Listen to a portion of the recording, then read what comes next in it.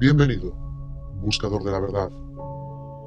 Hace tiempo quería traerte una entrevista al canal que en su momento llamó mi atención. Ahora que hemos vuelto a tratar el tema sobre si los límites terrestres son los que todos conocemos o si simplemente hay continentes más allá de los mismos, creo que es el momento de traer esta historia y analizarla. La siguiente entrevista es algo larga y la dividiré en 2 o 3 partes. Está narrada por un trabajador español llamado Carles Torà, quien reveló su supuesta verdad hace unos años. Señala que él jamás se dedicó a la investigación sobre posibles habitantes de otros mundos. De hecho, su trabajo no tiene nada que ver en absoluto con esta temática. Lo que nunca imaginó es que al acudir al continente helado para completar un encargo de una empresa privada, iba a experimentar algo tan espectacular que su visión sobre el mundo cambiaría para siempre. Torà comienza contando cómo él, junto a varios de los trabajadores asignados, serían citados por una empresa internacional para efectuar un trabajo particular en la Antártida. Para ello, dice, fueron invitados a las dependencias de la Organización Europea para la Investigación Nuclear, o lo que es lo mismo, el CERN, ubicado en Suiza. A partir de aquí, volarían en avión hasta Sudamérica, y luego proseguirían hasta el continente blanco en otro barco. Pero antes de comenzar, quiero darte mi opinión personal. Creo que lo que Torà cuenta y narra debe ser recogido con pinzas, ya que no me aporta toda esa credibilidad necesaria para ser aceptado como algo 100% verídico. Quizá, y como sabemos, para poder contar esta historia debió alterar parte de la misma para ser desmentida, pero hay algo de él que no me gustó demasiado. Al contar la historia y ver su relevancia, Torà contó una segunda aventura supuestamente sucedida en otro lugar, y esto no iría más allá si cuando la escuchas está convenientemente vinculada y forzada, enganchada a esta con ciertas casualidades oportunistas.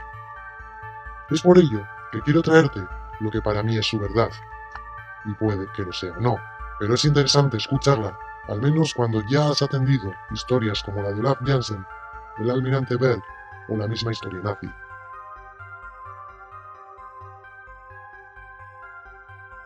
Se me dijo que si tenía la posibilidad de poder contactar con esta empresa privada. Tenían muy buenas reseñas de mí, contacté con ellos, una empresa fuera de Europa. Viajé hasta este sitio, hasta donde está la empresa, me dieron toda la información, firmamos unos contratos de confidencialidad de información, eso es importante decirlo, en un trabajo de 3 meses. Entonces el trabajo en principio se me pareció interesante porque era en la Antártida. Como sabéis, en la Antártida, el tema de la Antártida es candente, está muy caliente ahora, hay mucha información que llega y claro, estamos en lo de siempre, no sabemos qué es correcto y qué es no correcto. ¿Y qué era el trabajo exactamente? Entonces, bueno, acabo diciendo de que esto fue hace 8 o 9 meses y me dijeron que era un trabajo para 3 meses, ¿de acuerdo? Entonces, en principio el trabajo era pilotar o como piloto o como copiloto un helicóptero de la marca Bell americana, un helicóptero que no solo es para pasajeros, sino que también es para carga. Y entonces, pues, el trabajo era ir directamente a una base argentina o chilena y trabajar porque había unas balizas. ¿Sabéis lo que significa balizas? Unas balizas, sí, algo para señalización, ¿no? Señalización y que da información. O sea, es como decir las famosas balizas que están en el agua, en el Atlántico, que dan información de la latitud, la longitud, el clima, la temperatura. Entonces, en una parte determinada de la Antártida había 10 balizas que estaban, digamos que estropeadas. Entonces se nos reclamó la presencia para trabajar durante estos 3 meses para recuperar estas balizas. De hecho, el helicóptero eran 2 helicópteros con 4 personas cada uno, eran 2 pilotos pilotos y 2 técnicos. El trabajo era recuperar las 10 balizas, cargarlas en el helicóptero, llevarlas a la base argentina o chilena. Y bueno, ese en principio era nuestro trabajo, ni más ni menos. Lo curioso fue ya al principio del viaje, porque se nos citó en Genève, en Suiza. Y lo curioso es que nos dijeron que desde Genève iríamos directamente hasta Canarias. En Canarias cogeríamos otro vuelo hasta Buenos Aires, de Buenos Aires hasta Ushuaia, en Tierra del Fuego, y de allí cogeríamos un barco para entrar en lo que es el campamento argentino-chileno. O sea, el viaje, antes de empezar ya daba una sensación de wow, qué interesante, ¿no? Pero solo empezar ya fue aún mayor el entusiasmo de llegar a Genève y darme cuenta de que no teníamos que salir desde el aeropuerto de Genève, sino que nos dijeron que salíamos directamente desde el CERN. Desde el CERN. Desde el CERN. Entonces en el CERN hay un aeropuerto, digamos, militar, privado, donde hay unos Hércules que constantemente están, bueno, no sabemos lo que están haciendo, llevando gente, llevando material. Entonces los 4 pilotos o copilotos que teníamos que hacer el trabajo nos reunieron en el CERN. Entonces yo de hecho nunca había estado en el CERN, sí había pasado cerca porque yo he estado viviendo un año en Genève y entonces conozco la zona, pero nunca había estado dentro.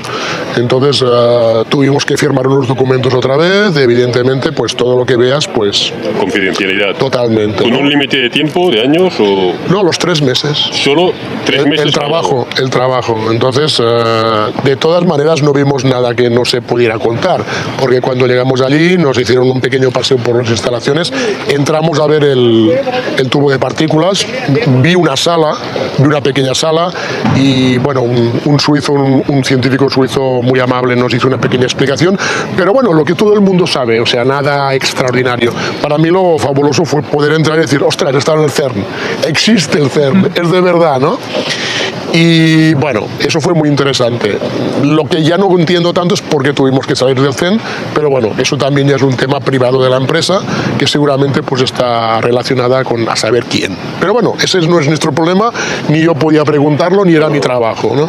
Entonces lo único es que llegamos allí, estuvimos visitándolo y el mismo día nos dijeron que por la tarde llegaba un Hércules del ejército suizo. ¿Qué quiere decir Hércules? Es la marca, es un tipo de avión de carga. Un avión de carga militar. Vale. De hecho es un avión de fabricación española. Sí, española. Es fabricación española, pero que ahora fabrica todo el mundo, ¿no? Pero es originario de España. Entonces el Hércules es el típico avión militar donde se abre el portón de atrás, las tropas suben y cargas jeeps, cargas máquinas, cargas lo que quieras. Entonces es así y no es muy cómodo, evidentemente. Entonces nos dijeron, bueno, vais a subir los 4, va a haber más gente que no tiene nada que ver con vosotros y vais a hacer directamente varias escalas para poder llegar hasta Canarias. Entonces, bueno, el tema de salir y las escalas no es importante. Llegamos a Canarias, allí se tuvo que repostar porque evidentemente los Hércules no tienen una capacidad de vuelo tan grande como un avión normal, ¿no? Entonces se hicieron varias escalas hasta que llegamos a Buenos Aires. En Buenos Aires estuvimos un día, no tuvimos ninguna otra información, solamente la información al principio de que teníamos que hacer el trabajo de las balizas. Nosotros evidentemente preguntamos. Tengo que decir que de los 4, un catalán, un español, yo, 2 suizos y un israelí. Esos eran los 4 que teóricamente pilotaban y copilotaban los helicópteros. Y como he dicho antes, ya nos dijeron que los técnicos serían o argentinos o chilenos de las bases polares, antártidas. La mañana siguiente llegó otro Hércules y nos fuimos directamente hasta Ushuaia. En Ushuaia nos dejaron y aquí viene otra pequeña curiosidad. Nos dijeron que cogeríamos un barco hasta las bases de la Antártida. Un barco español. ¿Un barco español? Sí. Vaya hombre, los españoles. Un barco español. No voy a decir qué barco es, pero es un barco que trabaja en la zona. No militar. No militar. Entonces subimos, ellos estaban haciendo su trabajo, lo que nos dicen que hacen, no sé cuál es exactamente. Llegamos hasta una base argentina. La base Belgrano 2, puedo decir el nombre sin problema. La base Belgrano 2 Argentina.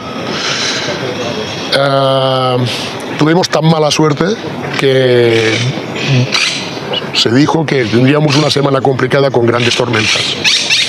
Nos tuvieron que trasladar de esa base a la base San Martín. Entonces, ¿Argentina también? Argentina-chilena. Argentina-Chilena, vale, entiendo. Todo está, pero están todas muy cerca. Entonces automáticamente empezamos a trabajar tal como nos habían dicho. Supervisados por gente de Suiza.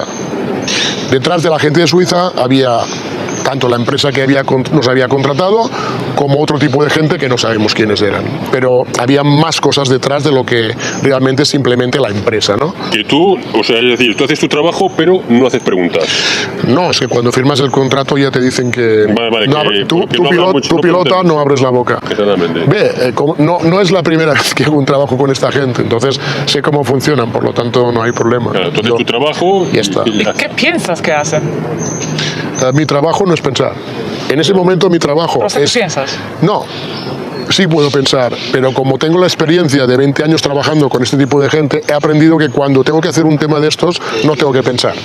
Entonces, que yo pueda pensar, evidentemente, pero cuando voy, intento no pensar. Hago mi trabajo y si quieres, cuando regreso, puedo empezar a elucubrar, bueno, ¿qué ha pasado aquí? Pero no en el momento, porque te detectan. Si hablas mucho, piensas mucho, no está escrito en el contrato, digámoslo así. Como ya he trabajado, repito, con esta gente bastantes veces, sé que hay que actuar de esta manera si no entras en problemas. Bueno, dime. No, No, que estábamos ya. allí, que estabas ahí, que te dijeron que habían unos meses de tormenta.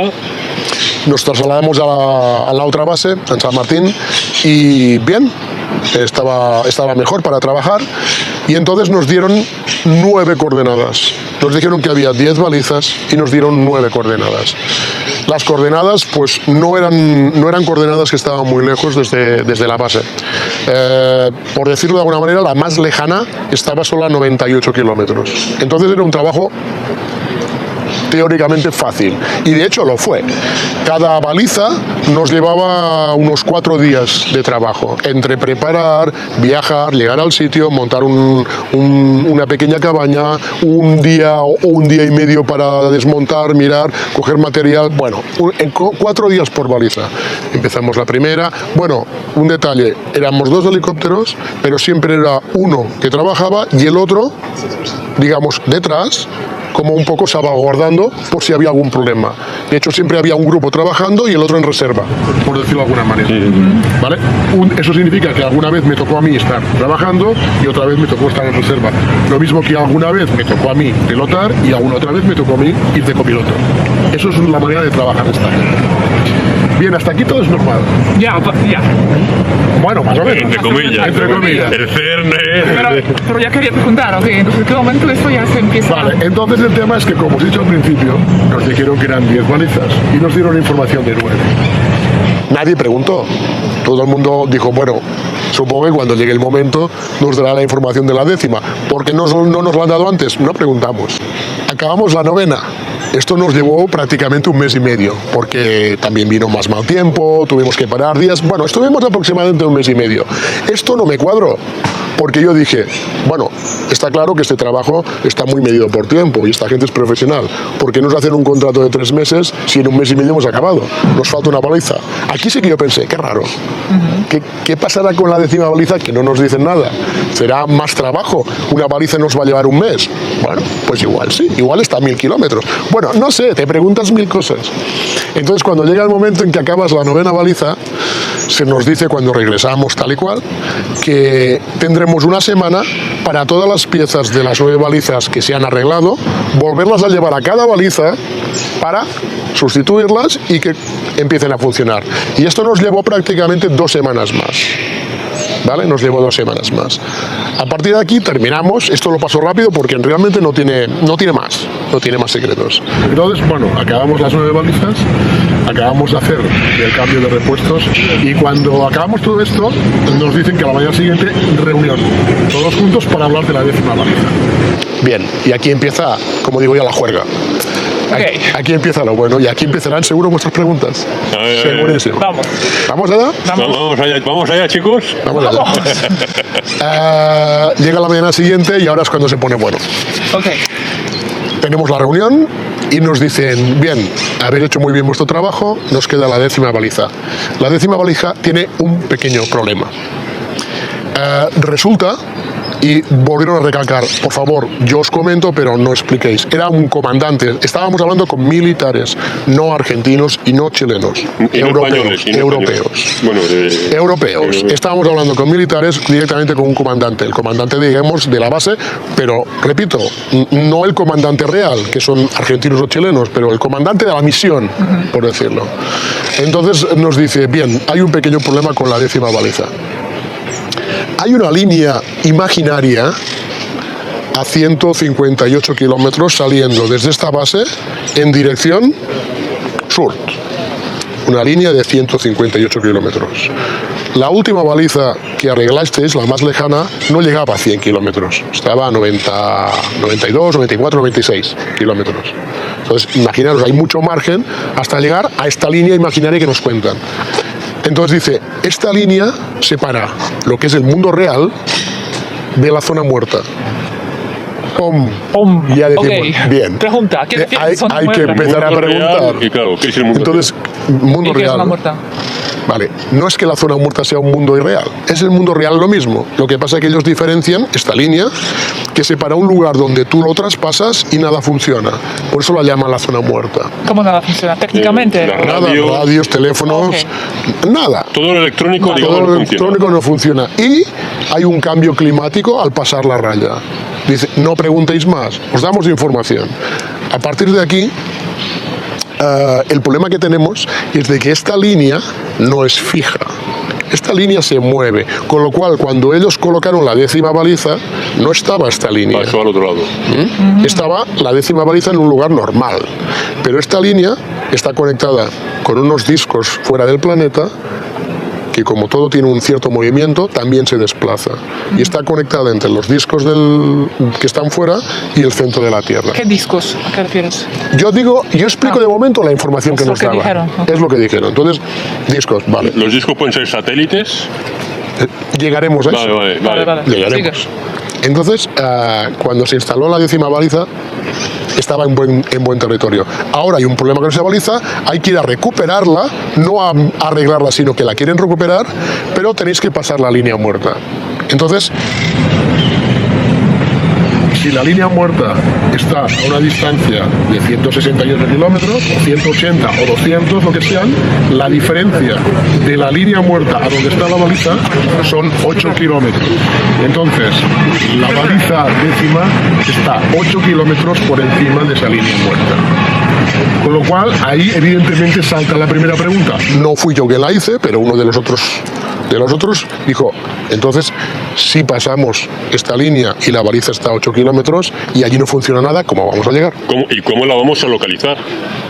Buena ¿Y cómo pregunta. vamos a volver? Esa fue la pregunta obvia. Entonces esa quizá, yo creo que fue la única pregunta que nos permitieron hacer. Y entonces la respuesta fue muy clara. Nos dijeron, vais a coger los 2 helicópteros que, como repito, son unos Bell que detrás tienen capacidad de carga, no solo para pasajeros, y vamos a colocar detrás 2 motos de nieve.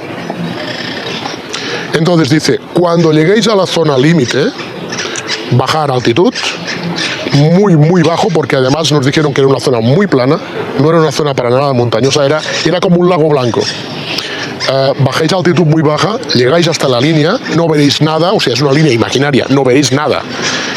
Ir calculando todo y cuando paséis, teóricamente no sabemos qué puede pasar. Se puede pasar hasta que se pare el helicóptero.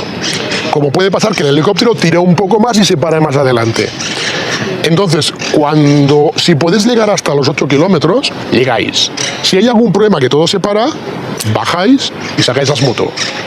Y ahí sí que salto yo y digo, pero perdón, las motos tampoco funcionarán por la misma regla de 3. Y dijo, esta sí. O sea, funciona por otra tecnología. Entonces, la única cosa que quizá nos dijeron que se le escapó, porque realmente creo que se le escapó, dijo, es que lo que vais a encontrar allí nos ha dado esta tecnología y está solo en las motos. Entonces, ya empezamos. O sea, habéis oído bien, ¿no? O sea, lo que se van a encontrar ahí o se pueden encontrar, Y claro, se ha pasado la tecnología. y preguntamos qué nos vamos a encontrar. Y nos dijeron, la baliza, tranquilos, la baliza, sin más información. Entonces, claro, ¿cómo sales de esta reunión? Sales diciendo, wow, ¿dónde me he metido? Pero ¿dónde me he metido? ¿Qué es lo que va a pasar?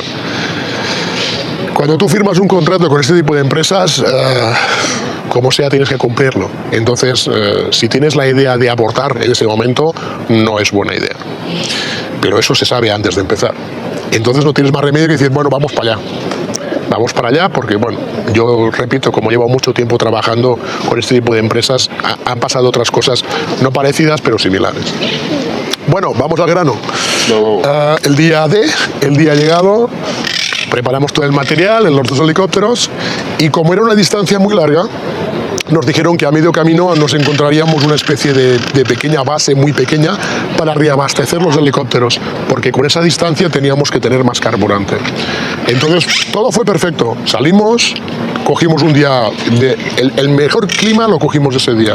Casi parece casualidad o no, pero ese día, el día determinado, el día que tenía mejor temperatura, sol, sin nada de nubes, no tormentas previstas, o sea, fantástico para poder volar y para poder trabajar. Entonces salimos, hicimos todo el trayecto, paramos, pusimos más carburante, continuamos y sí es importante decir que me dijeron que yo tenía que ser el copiloto. Querían que yo comprobara lo que es la distancia de llegar a la línea muerta y tenerlo bien controlado y mantener la altitud en el buen lugar y controlar. Entonces, pues, íbamos los dos pilotos, los dos helicópteros prácticamente paralelos, ¿no? O sea, puede ser ya así, pero no uno delante y uno detrás. Te ibas comunicando. Una altura. Sí, además te comunicas con un sistema militar que no hace falta ni radio, o sea, con señales, un sistema militar de un tipo... Tipo Morse, algo parecido a Morse. Es diferente, vale. Es diferente. Vale, entonces tenemos contacto visual, porque claro, si llega un momento en que hay un problema técnico, electrónico, tecnológico, pues tengamos contacto visual. Entonces, bien, avanzamos y ahí empieza la fiesta. Porque 3 kilómetros, justos 3 kilómetros antes de llegar a la línea muerta, yo veo al fondo una mancha en el cielo. Pero no en el cielo arriba, en el cielo abajo. ¿De qué color la mancha? Gris. Gris. ¿Cómo grande era? No, se estaba acercando, porque nosotros nos estamos acercando. O sea, yo veo un punto y a medida que nos vamos acercando, el punto se va agrandando. O sea, tú ves un punto que era pero como no en el cielo.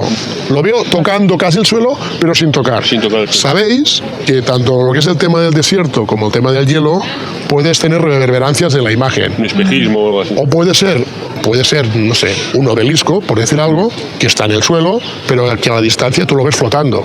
Entonces, bueno, al principio dices, algo no me cuadra porque el radar no marca nada. Primero, el radar no marca nada. Y segundo, bueno, esto debe ser algo en la tierra, pero lo vemos flotando, pero seguro que está clavado en el suelo. ¿Qué será? La forma, me pregunta Redonda, al principio no ves la forma, tú ves una mancha. Tú ves una mancha. Vale, porque además, como había mucho sol, pues el espejismo, el reflejo, veías algo pero no veías ni forma ni nada.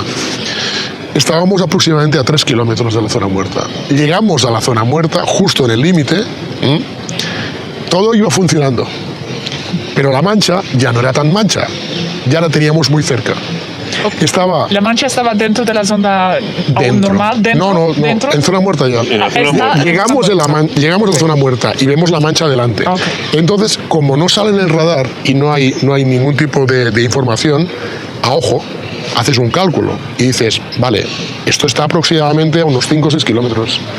Y no olvidemos que nos dijeron que la baliza estaba a 8. Digo, ¡op! Hostia. ¿Qué va a pasar aquí?